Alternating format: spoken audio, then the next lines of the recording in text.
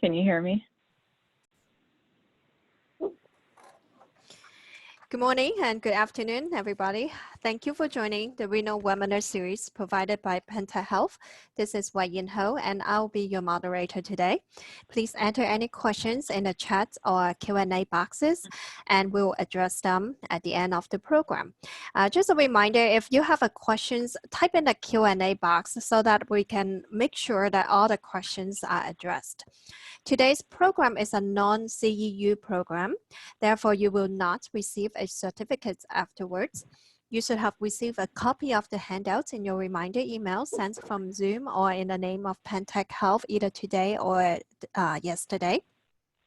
If you have not received it or have any questions, please email clinicaleducation@pentechealth.com. I also put it on a chat box, so if you want to scroll back up a little bit, you can jot down that or copy and paste that email address.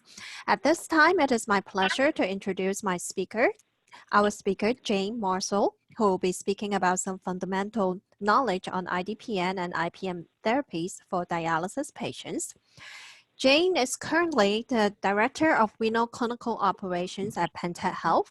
She leads a team of wonderful clinical case managers whom you may have worked with. They're extension of your clinical team. Jane was a renal dietitian practicing in a dialysis center before joining Pentec Health, where she was in both the clinical operations and renal sales teams before being promoted to her current position. Jane may have met some of you throughout the years when she travels with the account executives or hosting webinars. She hopes some of you will recognize her voice and feel her presence as if she was in the clinic with you. At this time, I'll pass it to Jane. Okay, thank you, Wai Yin. I'm sorry for all those technical issues that we've had so far, but we will go ahead and get started. Thank you again for joining me today to review the nuts and bolts of the two therapies that Pentec Health provides. For those of you that are not familiar with IDPN, it stands for Interdialytic Parenteral Nutrition, and IPN stands for Intraperitoneal Nutrition. Throughout today's presentations, I will use those acronyms to save myself some time. I hope that you can become familiar with what IDPN and IPN is, how it is used, and how it could benefit your malnourished patients. Here at Pentec, we often get a lot of questions around these therapies, and I'm going to share some frequently asked questions and their answers. By the end of the presentation, I hope that you have all the answers you need in order to feel comfortable with the use of the IDPN and IPN therapies. First, we will start with IPN. Feel free to use the chat box for questions over the next few slides, as I will pause to answer any questions on IPN before moving on to IPN. IDPN is individualized to meet the needs of your hemodialysis patients.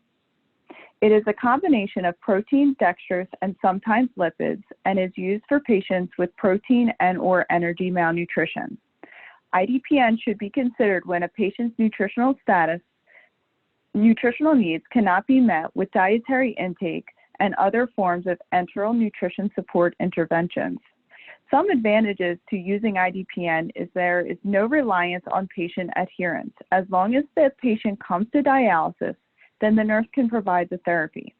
There's also no need for a dedicated feeding tube or a vascular access to be placed. IDPN is given during the treatment, typically 15 minutes shy of the full treatment, but that could be altered to allow for quicker infusion to run other medications. The lines for the IDPN are hooked up directly to the venous drip chamber to allow the IDPN to be infused into the patient with the dialyzed blood. As I mentioned before, the IDPN is individualized. The individualization is based on the patient's weight, treatment time, and type of malnutrition. We have several options to meet your patient's needs. Our ProPlete 2-in-1 formula is a mixture of amino acids and dextrose. Our ProPlete 3-in-1 is amino acids, dextrose, and lipids, which provide calories. Lastly, we have a high dextrose formula that provides a slightly higher amount of dextrose than our 2-in-1 ProPlete formula, in turn providing more calories without the use of lipids. We will look at these two formulas comparison on the next page. However, before I move on, I want to explain the ingredients. We use two different types of amino acids for our formulas. Prosol is a product that has the most concentrated form of amino acids. There's 20 grams of amino acids per 100 milliliters. This is a 20% solution. Prosol requires the least amount of fluid when used in formulating IDPN. This is desirable, and Prosol is most often used in the Pentec IDPN formulations. Clinisol is the other product that we use, and there are 15 grams of amino acids per 100 milliliters, making that a 15% solution. This product may be used for patients demonstrating specific intolerances. The dextrose we use is a 70% concentration, and for our lipids, we use a 20% lipid source.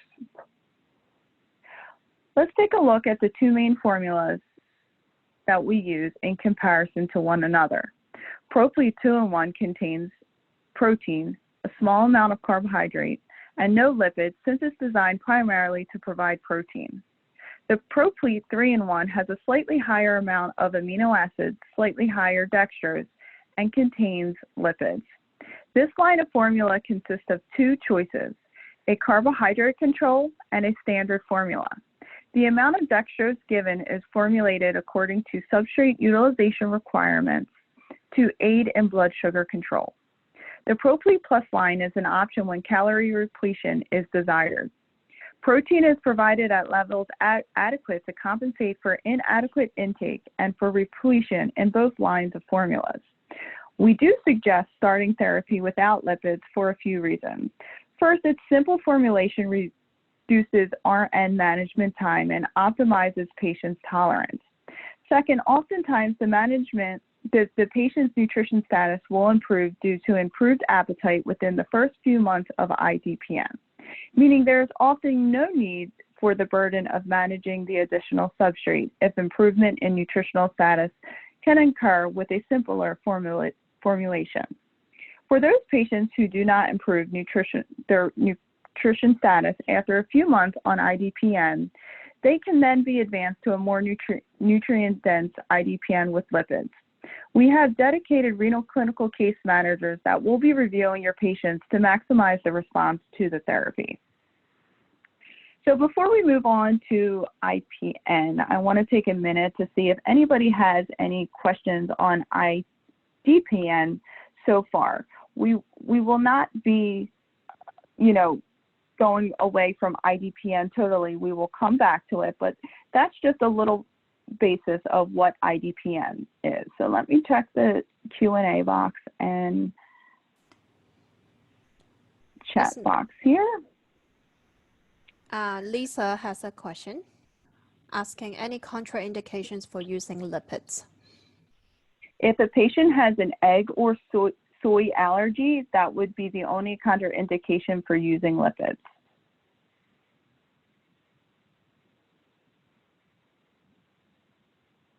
Juliana has a question. Can you please restate how long the infusion time is for IDPN? Sure. So we have formulas that run 2.25 hours, 2.75 hours, 3.25 hours, and 3.75 hours. Basically, we give a 15-minute window in order for the nurses to provide other meds either before or after the treatment, but we can also lengthen that to a half hour or a 45-minute window depending on what your patient's needs are or your clinic needs. We understand that sometimes the nurses can get busy and we could give them a longer time slot before they need to actually hit start on the IDPN. And then Sue asks, I have a patient who always gets nauseous when she receives IDPN. Can you explain, please? Okay, so we will actually talk about some side effects later in the presentation, but I'll just touch on it a little bit right now. Basically, depending on the the temperature of the bag. We do see some GI side effects with IDPN at times. However, we make sure there's no user errors first.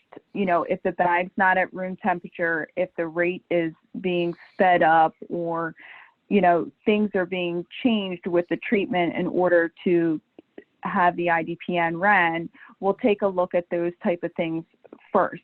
If the patient is having the nausea at the beginning of the treatment versus the end, that sometimes means there's a difference in fluid removal. We often see, like I said, a patient will start to improve nutritionally and their appetite will increase, so they might actually gain actual body weight. So then the target weight is not adjusted, and then we're trying to remove fluid that's not actually there because there's been some weight gain due to the IDPN. So it really is a loaded question, but I would suggest, if you haven't already, work with your renal clinical case manager to see if there's anything we can do with the formula to get the patient to, you know, be able to tolerate without having the side effect. And then Laurie asked, does IDPN affect adequacy measurements? So that's actually a frequently asked question that I will address on a slide later in the deck. So how about we leave that question till then? Okay. And then Joy's questions is also related to KTOVV. So we'll park it first, and then I don't see any. Oh, yes, another questions by Shristi. Does IDPN have adverse interaction with any medications? So basically, that would be a great question for one of our pharmacists, and we do have a pharmacist on call 24 hours, 7 days a week. But basically, in a nutshell, without, you know, from what I know, there are medications that are not compatible with IDPN, and it's not so much that we know that they're not compatible, there's just not enough studies with some of them. So Epogen and vitamin D and iron are definitely drugs that need to be given separate, so they would need to be given at the beginning or end of the treatment after the infusion is complete. Okay, and Lisa asks, how often should triglycerides or other lipids be checked while on IDPN therapy? Typically, our standpoint on checking triglycerides, so that would be if you had a patient that was going to receive lipids. It's always good to have a baseline triglyceride or any of the lipid panel done prior to use, just to see where they are at baseline. Because this is, you know, just a 3-day-a-week therapy, we typically don't see high triglyceride levels or long-term use of IDPN causing high triglyceride levels. However, like I said, I do believe it's a good idea to have a baseline and then check at the 3-month mark to see if there's been any major changes. And then I would check every 6 months to make sure that there's no changes with the triglyceride level. And then Shelley asks, as an insurance coverage message, is IDPN and IPN covered by Medicare and or Medicaid? Okay, so both of them are actually a little different with their coverage, and I will address it a little bit in the slide deck. However, I am not the expert that could answer this question. My recommendation is if you have a patient, and we will talk about the patient criteria, if the patient meets the criteria for coverage, I would send that patient into Pentec. We have been in the business for years and years and years, so we do have a lot of insurance contracts, and we do there are some Medicaids that do cover, and you know, just let our team check, because sometimes the social workers and dietitians at the unit think that the patients have a insurance that's not going to cover, and then they send it in to us, and we're able to find something that they weren't aware of. Okay. Bridget asks, if a patient has difficulty pulling fluids, will they literally absorb the total volume of IDPN? Does it have to be counted in patient's daily fluid allowance? Okay, so I actually will address this as well in another slide around fluid and IDPN. So we do have a suggestion around the amount of free fluid that is available in the IDPN, and we make recommendations as to what it would be to calculate into the ultrafiltration rate. But basically, the RN really has to do a good fluid assessment with how the patient has done pre-treatment coming in, how much they've gained between treatments, what the target weight is. However, I don't believe that the IDPN should be counted as the daily fluid allowance because they will remove it during the treatment most of the time. Very good. And then Pamela asks, my patient has been on IDPN over a period of time, but albumin is not improving. Okay. Well, I'm sorry to hear that. And, you know, one thing that I would say when we are there to check the patient's labs every quarter, we're looking at labs, we're looking at the weights. And when I say we're, I'm talking about the renal clinical case manager. So when you're sending in labs and nutrition profiles and anything, please make sure you let us know if there's any major changes in their nutritional status. If the patient has a wound, a new diagnosis, or any change that could change their nutrition needs, we would like to know so that we can alter the formula. But when I see a long-term patient that has been on for some time, I tend to question the amount of calories that they're getting. Even a patient that is obese, they might need some extra calories. So I would think about the high dextrose formula or the 3-in-1 Prople Plus where they get some lipids.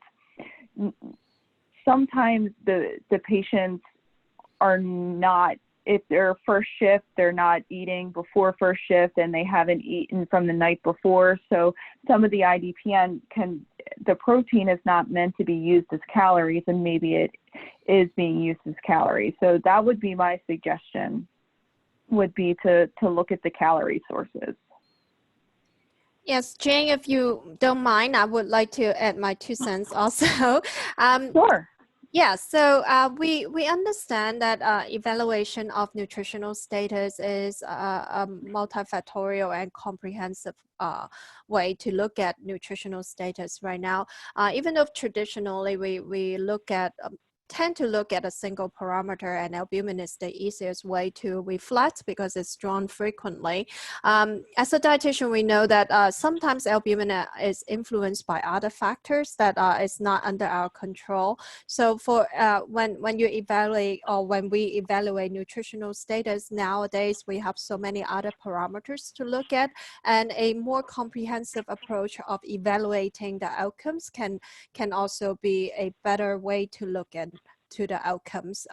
And of course, what Jane said is all valid also with the different approach and different change in the interventions. Perfect. Thank you for that addition. Always a team effort here. So we don't have any more questions regarding IDPN at this point. Okay. So we'll do the same thing. I'm going to go over a few slides on IPN therapy, and then we'll pause to go through some questions and answers again. Okay.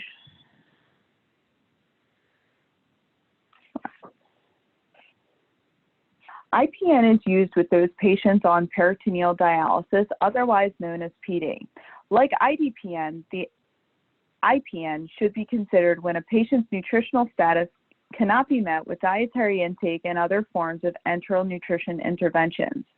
IPN is a solution of dextrose and amino acids that are infused directly into the peritoneal cavity via a manual or cycler bag. Some advantages to using IPN are as follows. It's not an additional therapy, it's actually providing their dialysis. So they don't have to add anything extra. There is also no need, just like the IDPN, for a dedicated feeding tube or a vascular access. Lastly, the added protein can help minimize the patient's loss of protein through dialysis and achieve nitrogen balance. As you might already know, PD patients lose between 5 and 15 grams of protein per day. And for those high transporter patients, they're at risk for higher losses. As I mentioned previously, the IPN is not an additional therapy. It's actually doing the dialysis. We will review the formulas in a few minutes, but before we do that, I want to talk briefly about how the IPN is actually compounded. In order to compound the IPN, we receive bags from Baxter and Fresenius, and we remove some of the dextrose and replace it with the amino acids. When we discussed the amino acids we use for IDPN, there were 2 concentrations, but for the IPN, we only use Prosol, which is the 20% amino acid.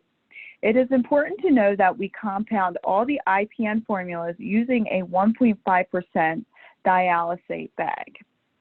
This can be confusing for some of the patients that are used to using green and red bags, and then all of a sudden the IPN has the yellow connector. So just so you guys know.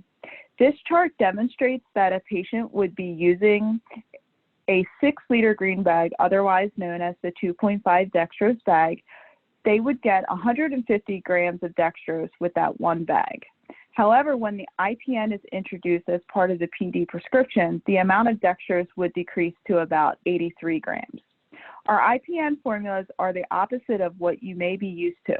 With your standard PD dialysate, higher ultrafiltration is associated with higher dextrose amounts. However, with IPN, higher ultrafiltration is associated with lower dextrose amounts. The reason is because when we remove a portion of that dextrose and replace it with amino acids, the amino acids actually have double the osmotic pool of the dextrose. So the more amino acids we add, the higher the ultrafiltration.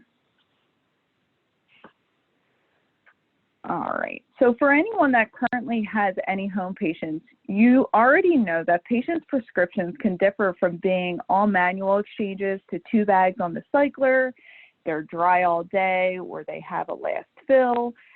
You know, whatever the case may be, we can fit the IPN into their current regimen. It's very important that, again, our renal clinical case manager talks to the PD nurse to see where they can best fit the IPN into the patient's current regimen. It's also equally important that the PD nurse and yourselves, the dietitians, communicate any changes in the patient's fluid status, because as you know, the patient's fluid status may vary throughout the year. The IPN prescription can be adjusted at any time to meet the needs of the patient. The amount of amino acids that are absorbed can differ from patient to patient for various reasons. The biggest reason is the dwell time. So as you can see here, the manual exchange, you can get 80 to 90% absorption. And for your cycler bags, there's about 40 to 50% absorption. If you have any patients that are receiving IPN therapy, right now you're probably scratching your head saying, wow, all my patients I have on IPN are on cycler bags and they're getting less protein because there's less absorption. However, that's not actually the case, and I'm going to attempt to try to explain this to you. So first things first, when your patient is on a certain PD prescription, you don't want to have to add additional bags. You don't want to have to add a manual exchange just to add it. You want to mimic the current PD regimen. Secondly, what's the difference between your patients using manual bags versus cycler bags? Well, if I was standing in front of you, you would all tell me that the cycler bags are larger, and that's precisely the reason. The cycler bag might appear to have less absorption related to the shorter dwells. However, there's more amino acids available to be absorbed in the cycler bags.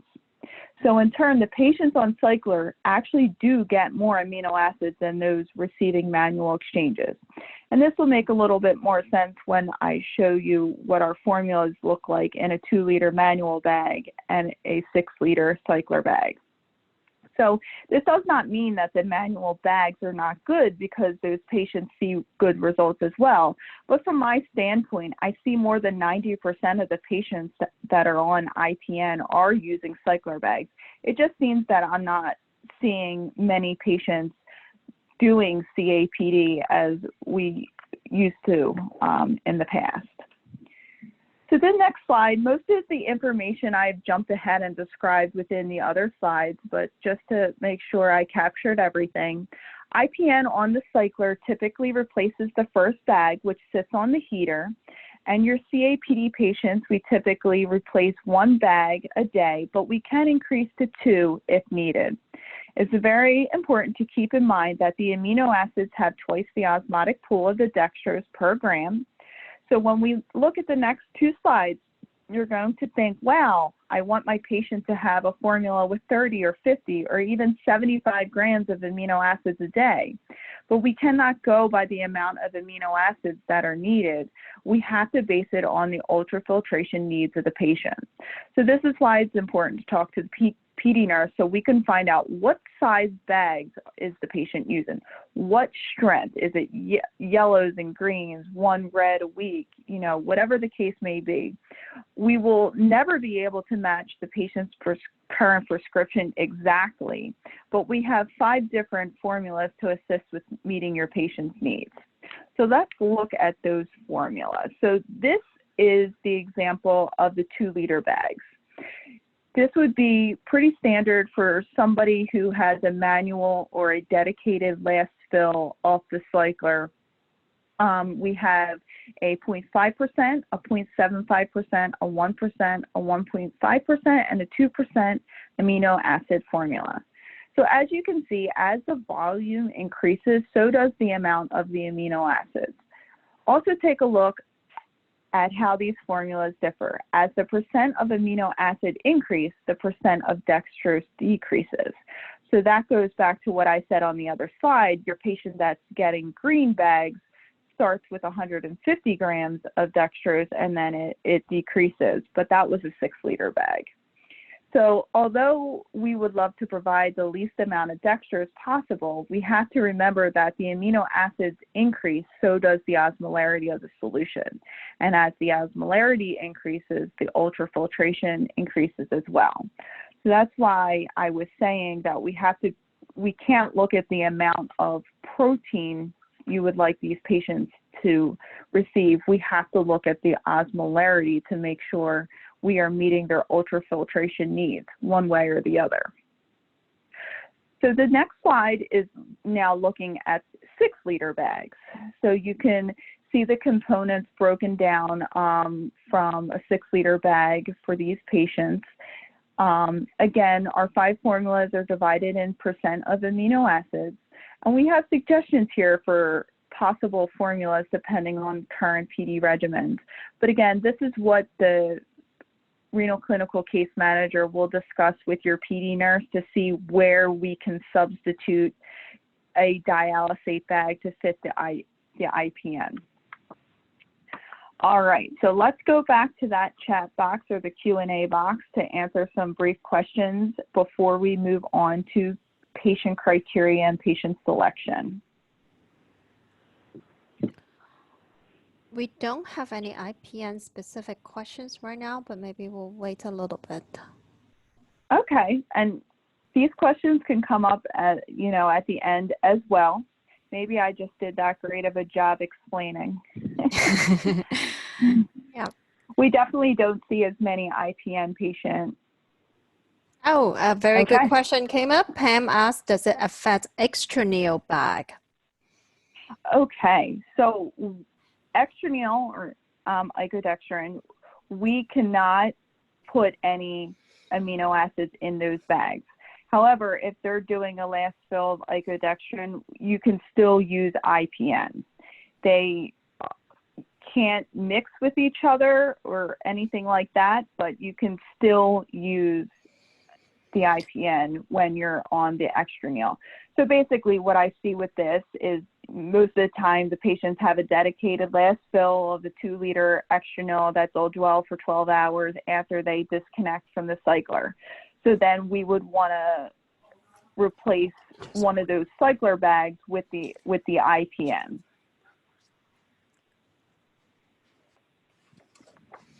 So I hope that answered your question. Yeah, and there's no more IPN specific questions for right now. All right, so let's move on to criteria. So when we're looking at criteria, right now we're looking at the criteria for protein malnutrition. This is for which ProPlete 2-in-1 was designed for. With all the criteria, whether it be protein or energy, there needs to be documentation of dietitian counseling and liberalization of the diet. The patients also need to have tried an oral supplement and failed. We will talk more about that in a few slides. The protein malnutrition criteria has two lab parameters that can be used to meet the criteria. The first is the albumin level. When assessing your labs, you would be looking for a 3-month average albumin less than 3.5, with the most current albumin being less than 3.5, or an NPCR or NPNA current value that's less than 0.8 grams per kilogram per day. This is the general protein malnutrition criteria that we follow in order to secure insurance authorization for both IDPN and IPN. But please check with any chain-specific criteria that you must follow as well. And then moving on to the energy malnutrition. So this would be appropriate for those patients that you would want to look for lipids, add lipids.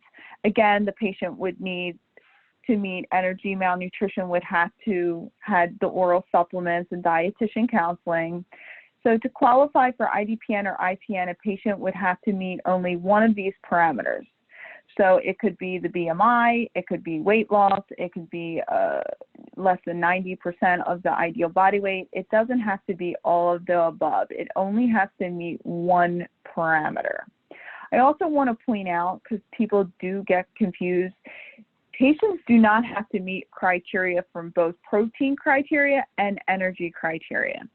They only have to meet one criteria from either or. For example, a patient could have an albumin of 4.0 and a BMI of 17.5, and insurance would be able to cover most likely. And, you know, a patient could have a 3-month average albumin of, let's say, 3.3, and the BMI could be 40. So, and no weight loss. So as long as one parameter from either slide under protein or energy criteria is met, we will most likely be able to provide the therapy and get the insurance coverage. So let's briefly talk about what is considered an oral nutrition supplement failed trial. So that is a stipulation of meeting the protein or energy malnutrition criteria. And you know, a trial would consist of a patient receiving a supplement, whether it be Liquicell, Zombar, Nepro, whatever it is, for at least 30 days. Often dietitians will say to me they haven't tried and failed a nutrition supplement. But ask yourself, did your patient try a supplement and not like the taste or refuse to purchase because there was no insurance coverage? If so, that could be considered a failure. Also, did your patient try a supplement, but it caused diarrhea and they didn't want to continue, you know, or nausea, any kind of GI side effect? That could also be considered a trial as well. They don't necessarily need to wait 30 days when a patient experience side effects or refusals or taste aversions either. So I just wanted to clarify that. All right, I'm going to move in. I'm not going to pause for questions on the criteria. We could hold them to the end. I'm going to move into the referral process. And when I say referral process, that is what we call the process we follow when you have a patient that you would like to have IDPN or IPN. So there's several steps to be considered prior to initiation of both IDPN or IPN, and we're going to hit on all those areas. You know, the first few steps really do fall on you as dietitians at the unit. You know, you have recommended dietary changes and supplements, and then you will go to the doctor to discuss, you know, I would like to try IDPN or IPN. So we mentioned this already before in just the previous few slides around the criteria, but again, when nutrition supplements and dietary interventions have been attempted and you see that your patient meets the criteria we discussed, this is when you would take the steps to talk to the prescriber about the possibility of using the IDPN or IPN therapy. So after your doctor has said, great, let's go ahead and refer a patient, you know, this is the criteria. This is kind of what we would need if you've never referred a patient to Pentec, or you have. This is basically what we need at a minimum. We need 3 months of labs that include the albumins along with height and weight. We need the demographic face sheet that lists the patient's insurance. If you have the insurance information, like the insurance copies of insurance cards, or if the insurance information is not listed, send those cards when available. They make it a lot easier on us when trying to find what insurance coverage and who to call to find out if there's coverage. So, and there's also a few ways you can get this information over to us, but ultimately the fax machine is the mode of receipt that works the best. We do have a way to submit an e-referral. However, you will still need to submit actual labs and demographics through the fax machine. For those, again, these are just some referral tips that go over, you know, we need the 3 months of labs, weight trends, because we're looking for that weight loss criteria, having the current insurance information, and for the IPN referrals, if you can provide the PD nurse's name and contact information, that would be great as well, because that sometimes holds up the process because we need to talk to the nurse before we can proceed with writing the prescription. So when you send that referral over, who's going to look at it and who's going to do what with it? We have a patient care coordinator who is your insurance specialist, a renal clinical case manager who I've mentioned a few times, but they are your dedicated dietitian, and a reimbursement specialist who will help answer any financial questions. So each person is always available to help you every step of the way. You can always contact your account executive, and if they can't answer the question, they will gladly get you in touch with one of these team members. So now that you've faxed in your referral, the patient care coordinator will be the first person to take a look to verify that there's insurance coverage, and they'll fill out any specific forms that are needed. Then it'll go over to the renal clinical case manager, who will take a look to make sure that criteria we talked about is met, and they will draft a letter of medical necessity and the prescription form. And then the reimbursement specialist, again, is there and will be involved if there's any questions about the financial aspect, if that is something that will be needed for the patient. So after all the paperwork is generated, we will fax it over to you so that you could obtain signatures. At a minimum, you will need to get the prescriber to sign a prescription form and a letter of medical necessity, and then the patient will need to sign a consent to treat. So once these forms are signed, you can fax them back to us, and at that point, that's when your patient care coordinator will get the final insurance authorization and start to organize the start of care. Just so you guys know, and I mentioned this in the Q&A already, we do have a pharmacist on call 24/7, so they can answer any questions around the therapy or medication compatibility. And again, I'm mentioning the reimbursement specialist that is available to discuss any financial responsibility. All right. So the next step is actually IDPN initiation. So if you're new to IDPN, the account executive will provide an in-service to cover the pump and how to infuse the IDPN. If you already had a patient on service, then you will not need an in-service unless time has lapsed or you have a bunch of new staff members. They're always there to redo it as needed. So getting into, now that your patient is ready to start, we're going to talk about what happens then. So after the in-service, we provide a refrigerator, and then you'll start to receive the delivery of the IDPN. So the IDPN will come via FedEx in a box with cool packs every week. Upon accepting the delivery, make sure that the IDPN is cool to the touch. If the solution is warm or frozen, you would need to call Pentec to get a replacement. Additionally, make sure to inspect for leaks and discoloration. When in doubt, just call us and we can replace the shipments. IDPN needs to be refrigerated in a medication refrigerator or the refrigerator that Pentec provided to you. Temperature checks are important. We use the term discard after on the bags as the expiration date, so be mindful of the shipments and rotating the bags. When it's time to infuse the IDPN, you will want to remove a bag from the refrigerator and take a look at the discard after date and double check that the bag does not have any particles or discoloration. It is important that the IDPN is removed from the refrigerator a few hours before infusion. It is infused best at room temperature. We suggest removing 3 to 4 hours before infusion, but note that the IDPN is safe out of the refrigerator for at least 24 hours, including the infusion times.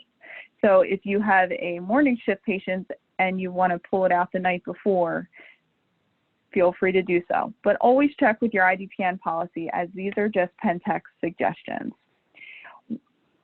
This is what the pumps look like. We provide the unit with the infusion pumps to provide the IDPN. The pumps are maintained through a company named InfuSystem, and we also provide the pole as well. And it's very important that the pump should be higher than the dialyzer to ensure proper infusion. So when we get to the point where we are starting a patient, this is how the titration would look. For a Proplete 2-in-1 patient, we do 1 full week or 3 treatments at half the rate. Then the second week, we increase to that goal. For your Proplete 3-in-1, we do half the rate, half the amino acids and dextrose during that first week or 3 treatments. And then we increase to full amino acids and dextrose during the second week. And week 3, we'll start the lipids. And there will be a 30-minute test dose for that first bag that they receive lipids. And that, so the lipid test dose, for all those patients that are using a formula with lipids, will have a 30-minute test dose for the first time they receive a lipid IDPN bag, as mentioned previously. A test dose will ensure that there's no adverse effects of adding a new ingredient in week 3. So like we said in the question and answers, the lipids are contraindicated if a patient is allergic to eggs or soy. So basically what we're doing is making sure that we give them a smaller dose, because if there's an allergy, we don't want to go full strength ahead. So IV medications and IDPN, we touched briefly a little bit on this as well. So some meds, iron is one example, are not compatible with the IDPN. We have a medication compatibility chart in the manual, but always feel free just to give us a call and to one of the pharmacists, and they could answer those questions. You know, typically the vitamin D and the epogen may be given after the IDPN. I see that on a lot of the chain-specific policies and procedures. So here we are at fluid. So with IDPN, there is some fluid that can be removed in the ultrafiltration goal. The nurse should always make the decision as to how much fluid is removed based on the fluid assessment pre-treatment. About 80% of the IDPN from our Proplete 2-in-1 and 75% of the Proplete 3-in-1 is actual free fluid. So we suggest that 80% and 75%, depending on the formula, be considered in the nurse's fluid assessment. So there, you know, that should help with answering your questions around the fluid. So that's actually it right now for the IDPN from the referral to the initiation.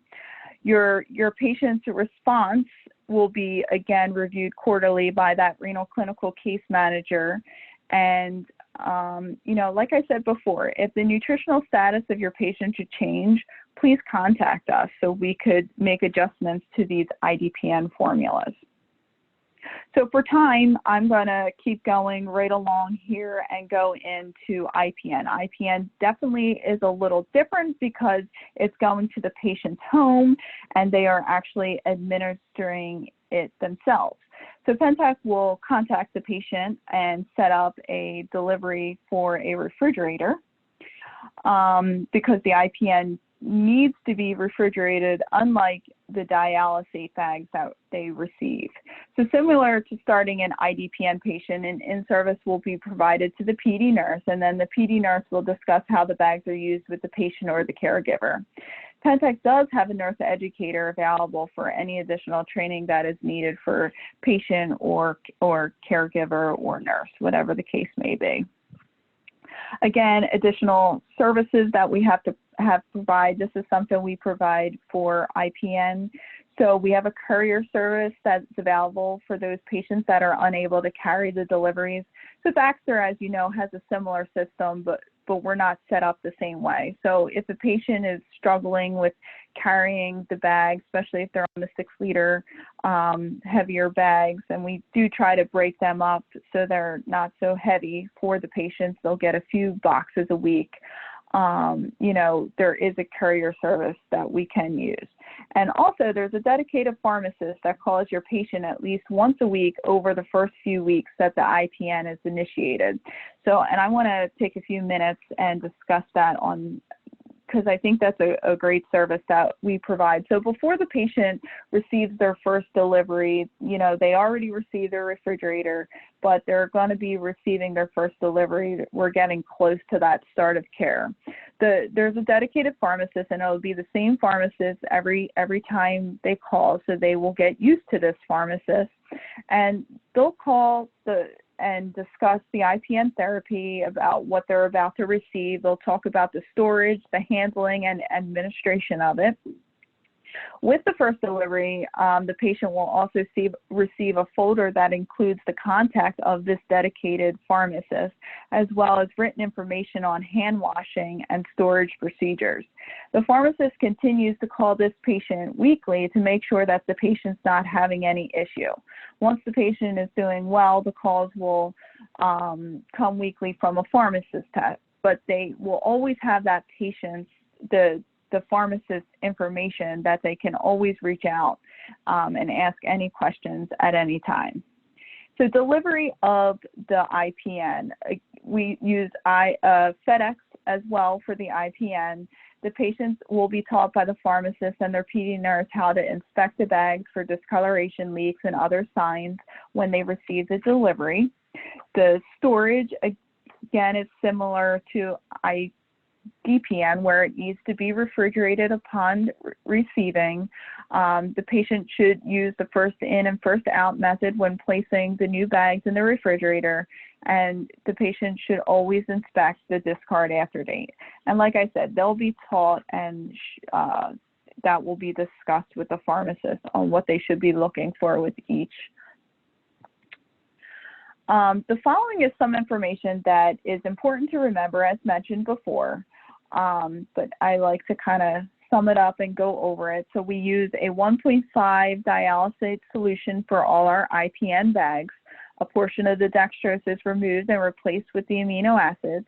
In doing so, the IPN is providing the dialysis as well as giving patients some amino acids.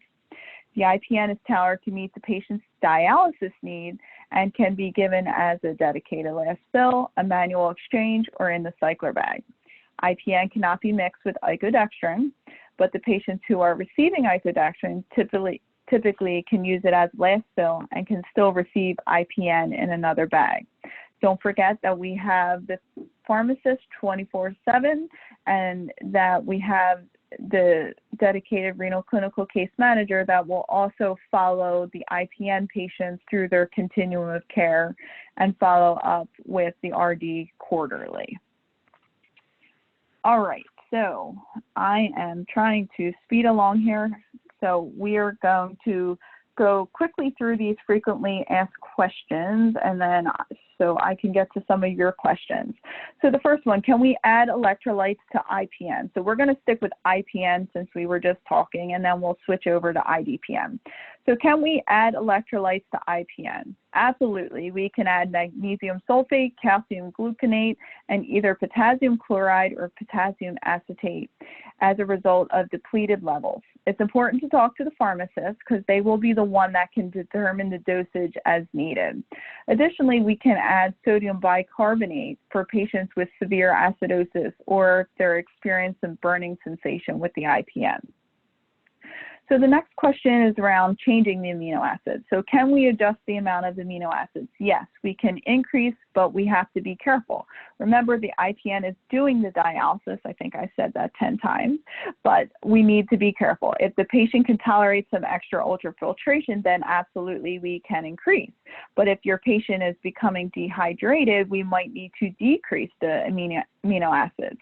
Either way, the amino acids can be adjusted, and the renal clinical case manager can draft up a new prescription and fax it over to you to get a doctor's signature.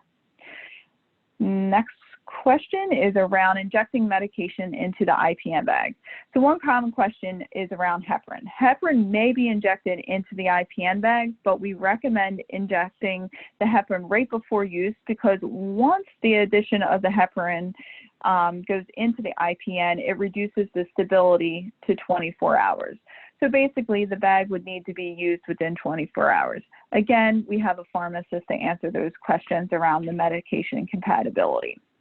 So the next two questions are around response to therapy, whether it's side effects or increase in nutritional status. So a typical patient stays on IPN for about a year, but it really depends on where the albumin was when the therapy was initiated and why the patient is malnourished. And this pretty much is the same for IDPN as well.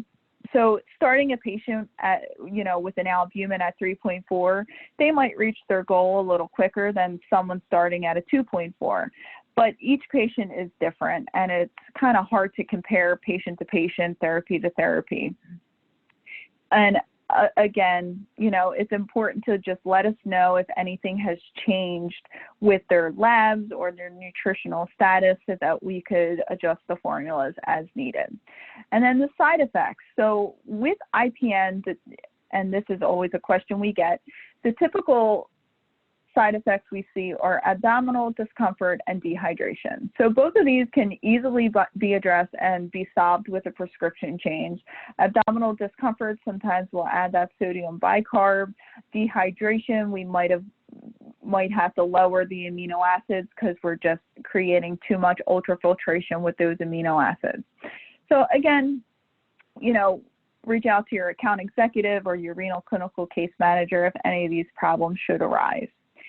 So let's then switch gears to our IDPN frequently asked questions. So side effects. So I already talked a little bit about the nausea. So yes, we do sometimes see side effects around GI concerns. So we are able to make some changes to the formula and resolve these issues. It's very important that all infusion guidelines are followed because we often see that nausea and vomiting is a result of a cold infusion or fluid removal or just, changing somebody's actual prescription to infuse it a little quicker because time is running out. And basically, we have the addition of Clinisol there for patients. We have a whole host of different formulas that we could use to try to help minimize the amount of side effects that the patients might have. But overall, the amount of side effects that are reported are very minimal considering the amount of patients that are on the IDPN. And then the next question is around IDPN that has been removed from the refrigerator to be brought to room temperature, but the patient doesn't show. So what do they do? So my favorite saying is, when in doubt, throw it out. And Pentec can send a replacement bag. So if the IDPN has been out of the fridge for a short time and it's not been exposed to a heating pad or reach room temperature, you can definitely return it to the refrigerator for the next dialysis treatment. And then, in my opinion around blood glucose levels. So these are really the thing of the past, again, in my opinion, because Pentec's Proplete 2-in-1 provides less than 3 grams per kilogram per minute. However, we do know that, patients with brittle diabetes, or as you might have your own chain-specific policies. So we do have a suggestion around that because we want you to follow your policies or your prescriber's discretion. So if you would like to monitor the blood glucose and you don't have a policy, we do suggest that you check pre, mid, and post for a minimum of 6 treatments. If the blood sugars are not stable, I would definitely suggest to continually check and reach out to us to discuss, because we might be able to change the formulas to give a lower amount of dextrose, especially if they're on a lipid formula or the higher dextrose. And then the next question is around liver disease. I think this is one of our top questions that we get, because I think it's often thought that patients with liver disease, they can't receive IDPN, but contrary to that belief, we've been servicing patients with various forms of liver disease without any contraindications for years. And lastly, last 2 pages. So the KT over V question. So definitely is something that's always on our dietitian minds, and there was a few questions in the chat box around this, because we want to make sure that our patients are getting adequate dialysis, and we always want to make sure they're receiving adequate nutrition as well. So finding a balance is important. So if you have a patient that's struggling with meeting their KT over V and they're on IDPN, you can always reach out to the renal clinical case manager and she can make some adjustments. My recommendation for this is to treat each patient themselves. I know one of the questions was a standard procedure was to hold IDPN on lab draw day. But when you're holding on lab draw day, you're not really seeing what's going on the other 11, 12 treatments of the month, because you're not giving the therapy that's going to be received the rest of the month. So yeah, can you have some patients that might have a little decrease in the KT over V? Absolutely. There are some studies out there. We even looked at it within our own company to kind of address this question, and really for the significance of the decrease typically is not going to make the patient go out of goal. However, if they're already struggling to meet the goal, that's when the patients have trouble. So I always recommend, looking at the baseline KT over V and then looking at the KT over V in month 1. I often will get questions, the patient's been on for 6 months and now KT over V is not being met. Well, the amount of protein and dextrose that they've been receiving has been consistent, so it should be something else.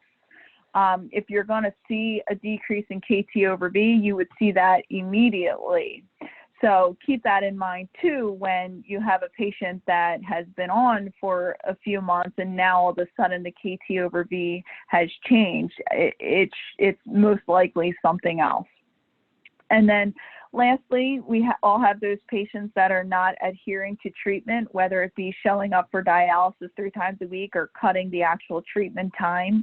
So my favorite saying for this situation is something is better than nothing. So if you have a patient that cuts treatment at least once a week, then we can send 2 bags. If you have a patient that treats treatment time, then we can change the formula infusion length to reflect the patient's average length of stay.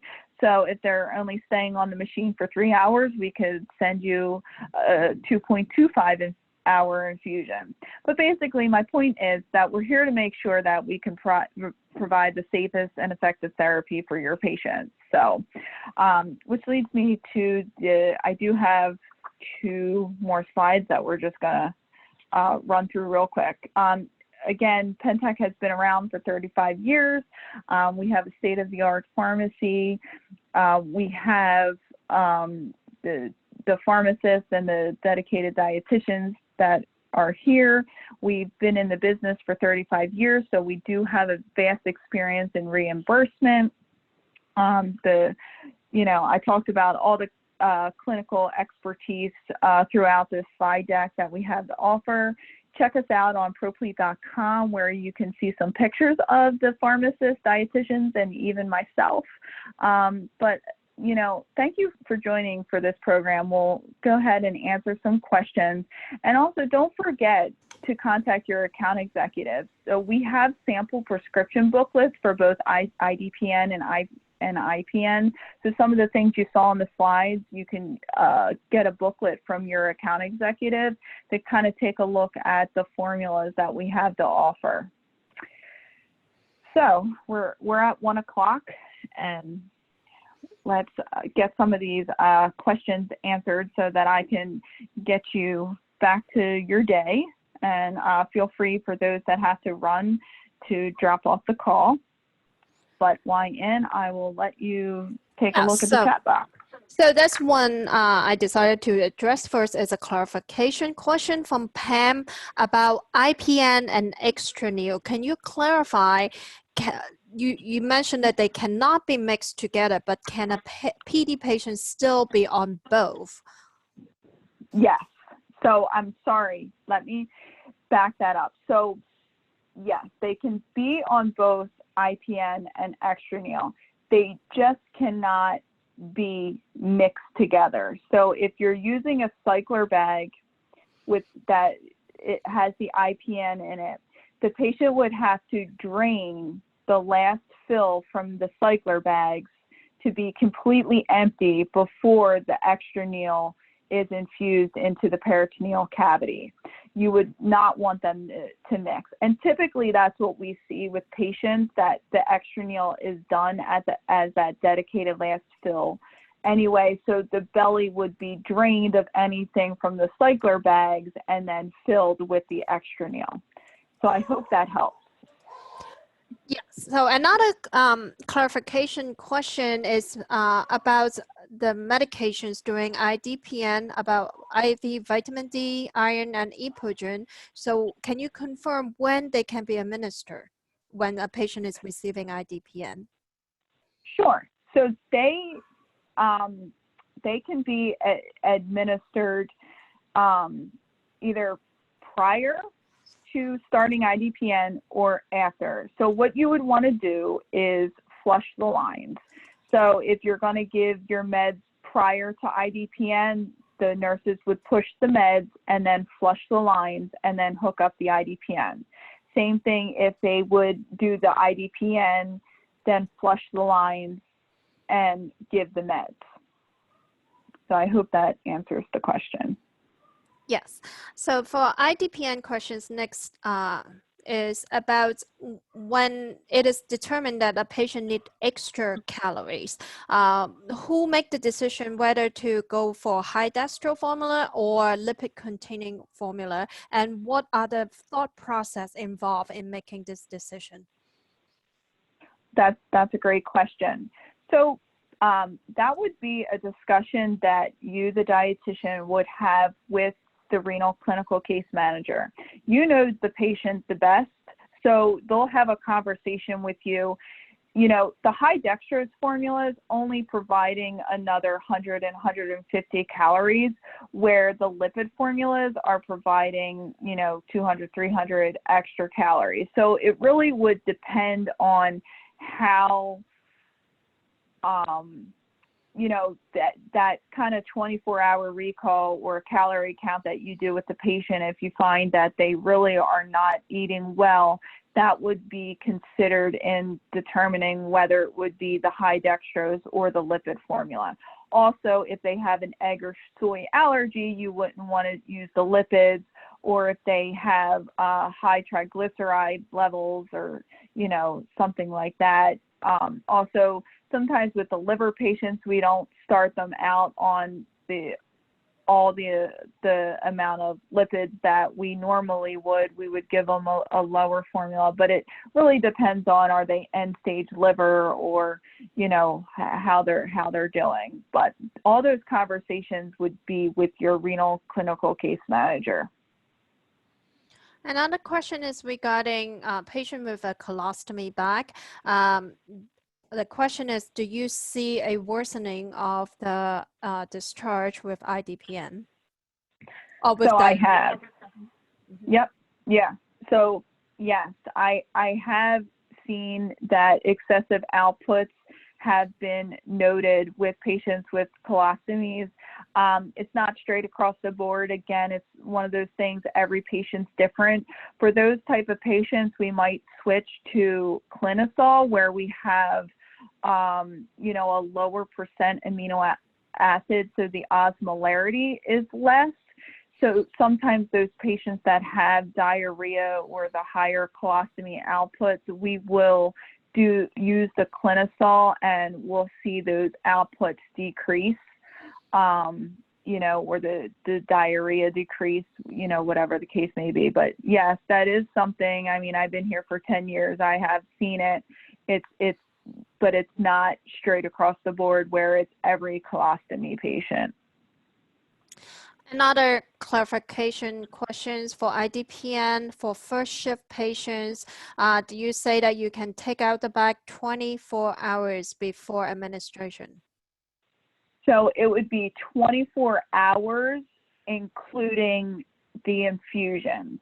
So if your patient's a 3-hour patient, you can take it out 21 hours before. So it could be out a total of 24 hours. But you have to count the infusion time as well. So if it's a 4-hour patient, you would do 20 hours and so on. Okay, final question, circling back to the KT over V. I know you addressed that, but this one specifically for the procedure of holding IDPN on the day of KT over V blood draw for preventing inaccuracy. Is there evidence either for or opposing this practice? So if you want to talk, I don't know how well you know the McCann study. Well, really, there's no studies out there that I, you know, will say that you need to hold it, that I'm aware of. There are studies that say there can be some changes, but as far as holding as a standard practice, we definitely don't have anything for it or against it. But again, just my personal opinion would be to take each patient as they come. You know, if a patient does well with KT over V, you do the draw with the IDPN, and you might not see there's any changes. You know, that's another thing that's not straight across the board. I mean, we have thousands of patients on, and IDPN doesn't affect every single person's KT over V. So I hope that helps. Okay, actually, there are 2 more new questions. This is the most popular presentation ever. So Lisa came back with this questions regarding documentation of a failed trial of nutrition supplements, and she mentioned about home supplements. So can a failure of home supplement fits the criteria also? Absolutely. As long as you document it in a note, you know, that your patient was taking this supplement at home, and you know, it doesn't technically have to be a unit provided supplement. So absolutely. Yes. Going back to the colostomy patient, do you see is the protein that worsens the diarrhea, or could lipids also affect the diarrhea?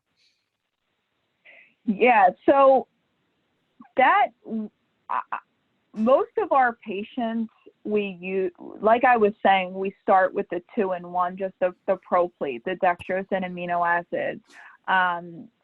So most of the time when we see those patients, they are on a 2-in-1, so I can't 100% say it's lipids or the actual amino acids. That would be a good question for your actual clinical case manager, you know, to see because they dig deeper into these issues more than I do these days because I'm in management. But, you know, and if any of the case managers are on and would like to type in the chat box, please feel free to do so to kind of help me answer that question. I will say I see it's more the amino acids, but it might be just because we use less lipids in general, so that could be skewing my answer. Okay, I think we better wrap up this session here. Well, thank you very much, Jane, again for the wonderful program. And and a reminder that this is a non-CEU program, so you won't be receiving a CEU certificates. For the handouts, you should have received it already in your reminder email. If not, please email to clinicaleducation, all in one word, at pentehealth.com. Our webinar next month will be a CEU program titled Micronutrients in CKD, presented by our pharmacy team. So I hope to see you again. Goodbye and have a nice day. Thank you, everybody. Thank you.